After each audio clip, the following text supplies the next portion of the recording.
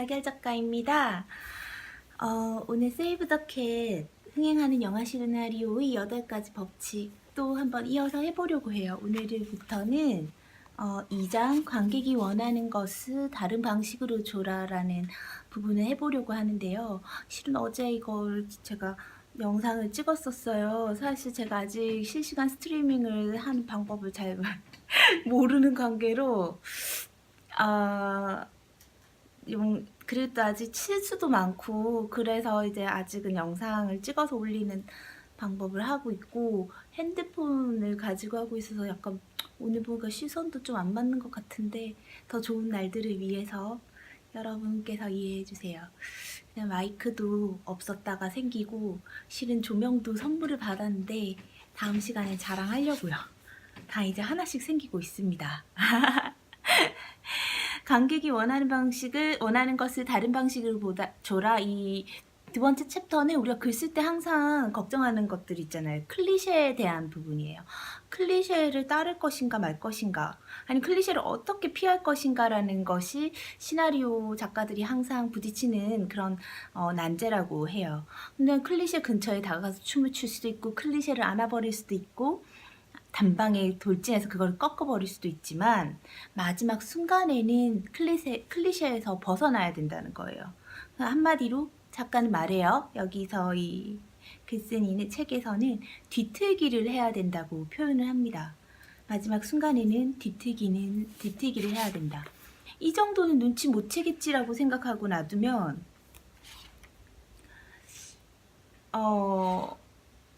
어느 순간 이제 벌거벗어지는 느낌 있잖아요. 누군가가 이거 너무 클리셰적이지 않아? 이런 얘기 들었을 때 눈치 못 채겠지라는 부분이 들통났을 때 그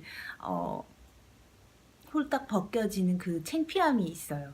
그거를 이제 벗어나기 위해서 이런 마음을 새겨야 된대요. 관객이 원하는 걸 줘라. 어떻게? 방법만 다르게 해서. 오늘은 이제 그것에 대해서 이제 어떤 식으로 접근할 건지를 공부해 보도록 하겠습니다. 자, 한 번 더 얘기할게요. 우리 포인트는, 오늘 시간 포인트는 관객이 원하는 걸 줘라. 방법만 다르게 해서를 하기 위한 첫 번째 걸음을 밑바탕을 깔아보도록 하겠습니다. 창작의 모든 면에서, 그러니까 이것은 착상에서 인물의 말투, 그 다음에 장면 자체에 이르기까지 신선한 뒤틀기를 해야 되는 것이 작가의 몫이래요. 어떤 제가 같이 일하는 대표님은 그런 부분을 재기발랄함이라고 표현하기도 해요. 저는 사실 재기발랄함이 좀 없기 때문에 뭐 이제 사회 드라마나 뭐 그런 게 잘 맞지, 사실 뭐 코미디를 써라고 한다거나 하면 이제 저는 손을 댈 수가 없겠죠. 그래서 수백 편의 영화, 특히 자기가 쓰고자 하는 장르에 대한 완전한 지식이 필요하대요. 그래야지 이게 클리셰를 어떻게 피하는지, 우리는 어떤 인습을 밀어붙이고 있는지 그것을 알려면 그 클리셰의 정체를 파악해야 되기 때문이라고 하는데요. 작가는 이렇게 얘기해요. 스티븐 스필버그나 마틴 스콜세지 감독은 이렇게 얘기한대요. 말하면서 이야기하는 것들을 들어보면 수백 편의 영화를 언급하는데 인용을 하거나 그 자기가 쓰려는 영화를 얘기할 때 여러 가지 수백 편 영화를 언급하는데 그것을 보고 우리가 추측할 수 있는 것은 그 사람이 각각의 영화가 어떤 방식으로 기능하는지를 정확하게 알고 있어서 인용할 수 있다고 이 작가는 생각한다는 거예요. 왜냐하면 영화란 복잡하게 만들어진 감정의 기계래요. 영화라는 것은 감정의 기계예요. 복잡하게 얽혀져서. 그래서 마치 정확하고 세밀한 장치들로 구성된 스위스제 시계와도 같다고 표현합니다. 그럼 뭐냐면 우리에게 필요한 것은 그것을 분해하고 자유자재를 조립해보고 다시 깜깜한 곳에서든 심지어 눈을 감고서라도 이것을 왔다 갔다 할 수 있는, 자면서도 할 수 있는 능력이 있어야 된다고 이야기해요. 그러려면 최근 개봉한 5년 동안의 영화를 다 보는 것으로도 부족할 거라고 이 작가는 얘기합니다. 그치만 이제 첫 번째 시나리오를 쓸 때 우리가 하는 실수는 뭐냐면 어떤 카테고리에 속하는지 알아야 되는데 보통 이렇게 내 영화는 처음 이제 글을 쓰는 작가들이 하는 실수가 나의 영화는 새로운 거야. 지금까지 본 적 없는 작품을 쓰고 싶어. 나는 어떤 카테고리에도 묶이지 않을 거라고 생각하고 글을 쓴다고 하는데요. 이 책에서 이렇게 얘기해요. 미안하지만 늦었다. 당신이 내놓는 아이디어가 어떤 영화의 계보에도 묶이지 않기란 불가능하다. 내 말을 믿어라. 당신의 영화는 어떤 카테고리에도 속하게 되어 있다. 그렇죠. 그리고 그 카테고리에는 반드시 알아야 할 규칙이 있다. 클리셰를 타파하기 위해 당신이 원하는 것을, 관객이 원하는 것을 다른 방식으로 주기 위해서는 어떤 장르에 속하는지 알고 그 다음 어떤 식으로 뒤틀기를 고안할지 고민해야 된다는 거예요. 그러면 이제 본격적인 얘기로 들어가요. 첫 번째 챕터를 보시면 첫 장을 우리가 공부했듯 하고 두 번째 장, 지난번에 세 번째 장도 공부했지만 로그라인이 생겼을 거라는 거예요. 어떤 장르의 영화인가라는 것을 바탕으로 로그라인이 생겼으면 이제는 그 로그라인이 어떤 장르의 영화인지를 분명히 한 다음에 자기 시나리오를 쓰기 위한 준비를 이제 시작해야 된대요. 그게 뭐냐면 일단 머릿속에서 내가 쓰려고 하는 시나리오와 유사한 영화를 10편 정도 재생해 보면서 어떤 플롯 요소가 왜 중요했는지, 그것이 왜 효과가 있는지 혹은 없었는지, 그리고 어느 지점에서 클리셰를 참신한 무언가로 어떻게 바꿨는지 고민해 봐야 된다는 거예요. 그렇게 이 과정을 시작하기 위해서 우리는 앞으로 10가지 장르로 나누어서 영화를 분석해 볼 거예요. 이제 영화의 장르를 10가지로 이 책에서는 나누고 있거든요. 그 10가지의 것들이 시작 지점이 될 거래요. 어떻게 해서 이렇게 해서 어떻게 다음 단계로 넘어가는지 알아볼 텐데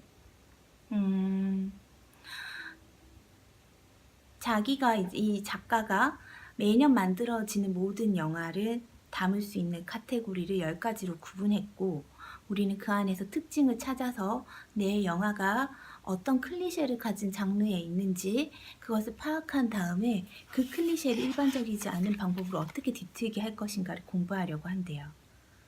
자, 그러면 이 10가지가 뭔지 소개를 할게요. 집안의 괴물, 조스, 불가사리, 에이리언, 엑소시스트. 딱 알겠죠? 어떤 영화인지. 첫 번째는 집안의 괴물, 두 번째는 황금깃털, 황금양털. 황금양털 카테고리에 속하는 영화들은 스타워즈, 오즈의 마법사, 백투더퓨처 그런 것들이에요. 주전자에서 나온 진이라는 장르는 라이어 라이어, 브루스 올마이티, 그 다음 플러버 이런 영화들이래요.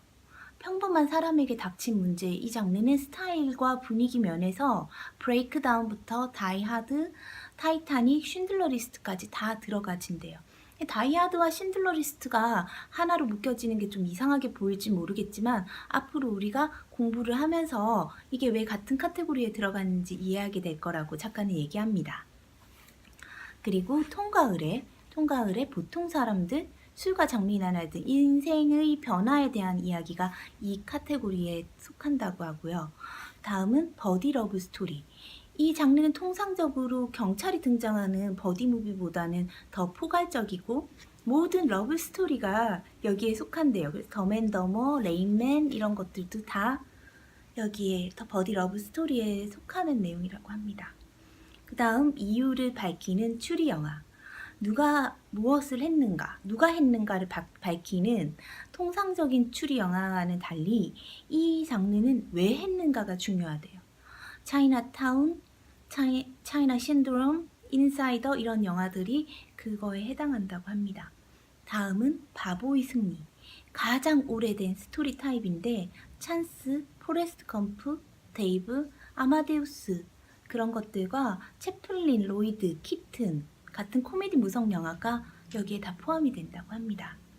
집단 이야기, 말 그대로 집단에 대한 영화가 여기에 포함됩니다. 애니멀 하우스, 야전병원 메시, 뻐꾸기 둥지 위로 날아간 새, 그리고 아메리칸 뷰티나 대부 같은 가족 대서사시들도 다 여기에 포함이 된대요. 그 다음 슈퍼히어로, 이것은 슈퍼맨이나 배트맨처럼 당신이 의뢰 생각하는 뻔한 슈퍼히어로만 되는 게 아니라 드라큘라, 그 다음 프랑켄슈타인, 그레디에이터나 뷰티풀 마인드까지 다 포함이 된대요. 이렇게 나눠진 것들을 딱 들어보면, 예시만 들어보면 어떤 식으로 대충 나눠졌는지 아실 것 같죠? 오늘 이제 다음 챕터로 넘어가기 전에 여러분께서 지금 쓰고 있는 장르가 제가 말한 10가지 장르 중에 어디에 포함되는지 다시 한번 생각해 보시면 좋을 것 같아요. 그리고 좋아하는 영화가 있다면 이 영화는 어떤 장르겠다 이렇게 생각하시고 한번 머리에 떠올려 보세요. 그런 다음에 우리가 다음 시간부터 이 10가지 장르를 깊이 파고 들어가 볼 거예요. 이 멋진 장르의 세계로 더 깊이 파고 들어가 보자라고 이 작가가 얘기하거든요. 10가지 장르에 대해서 세밀하게 이제 분석을 해주고 있으니까 그것을 다음 시간부터 나눠서 할 거예요. 일단 10가지 장르가 뭐였는지 다시 한번 언급시켜 드리면서 첫 번째 시간을 마무리하려고 합니다. 집안의 괴물, 황금 양털, 주전자에서 나온 지니, 그리고 평범한 사람에게 닥친 문제, 통과 의뢰, 버디 러브 스토리, 이유를 밝히는 추리 영화, 바보의 승리, 집단 이야기, 슈퍼히어로, 이렇게 10가지를 우리는 보려고 합니다. 왜냐면 제가 얼마 전에, 어제 오늘 오전까지 흠뻑 빠져있는 동영상이 있었는데 김연아 선수와 아사다 마오 선수의 동영상이었어요. 근데 보면 이제 그걸 반복적으로 보면서 느낀 건 뭐냐면, 뭔가를 나만의 색깔로 하기 위해서는 기본적인 것은 정말 확실히 할 수 있어야 되는구나. 우리 김연아 선수가 정말 점프를 제대로 못 뛰면서 그 점프 뒤에 각종 아름다운 동작을 넣거나 뛰면서 손을 든다거나 이런 거는 있을 수 없는 일이잖아요. 그래서 이 챕터도 시나리오를 항상 이제 저는 글 쓰는 사람이니까 이제 생각하게 되거든요. 그걸 영상을 보면서 느낀 건 뭐냐면, 내가 할 수 있는 선에서 간초라고 간단하면서도 내가 할 수 있는 것들을 많이 이렇게 연습을 해서 그 부분에서 틀리지 않도록 하는 것들을 시작해야 되겠다. 왜냐하면 김연아 선수는 자기가 할 수 있는 그런 그 기술을 완벽하게 하는 연습을 했고, 아사다 마오 선수는 항상 새로운 걸 했다고 합니다. 근데 일단 새로운 도전도 굉장히 중요하지만 우리가 할 수 있는 것들, 우리가 해야 되는 기본적인 것들을 확실히 하는 것도 굉장히 중요하다는 생각을 제가 했거든요. 그래서 이 클리셰에 대한 부분은 정확하게, 이 클리셰는 굉장히 기본적인 거잖아요. 클리셰가 어떤 클리셰가 있고 그것이 뭔지를 알아야지 그 다음에 피해갈 수 있는 게 아닌가라는 생각이 들어요. 그래서 여러분, 오늘부터 잠시 한 2번에 걸쳐서 혹은 3번에 걸쳐서 이 10가지에 대해서 확실히 알아보면서 이 색깔이 묻어나면서 우리만의 방법으로, 새로운 방법으로 관객의 나의 색깔을 전할 수 있는 방법이 뭔지 함께 고민해보는 시간 가지면 정말 좋을 것 같아요. 그래서 오늘도 여러분, 관객이 원하는 것을 다른 방법으로 줄 수 있는 방법은 뭐가 있나 같이 고민하면서 즐겁게 글 쓰는 시간 가지시고요. 저녁 때나 다시 다음 시간에 뵙도록 해요. 시나리오는 자기가 생각하는 방향대로 흘러간대요. 시나리오의 운명이라는 것은. 그래서 여러분이 글을 쓰시면서 어떤 글을 쓰시든지 이 세상에서 가장 사랑받는 글을 쓰고 있다고 생각하시고, 사랑받기 위한 글은 어떤 조건일까 생각하고 글을 쓴다면 여러분의 시나리오가 기적적으로 영화관에 쌍 터지는 그런 일들이 생각보다 빠르게 일어날 것 같습니다. 사랑합니다. 고마워요. 행복하세요. 좋은 글 쓰시고 또 봬요. 여러분은 이미 기적을 이루고 있습니다.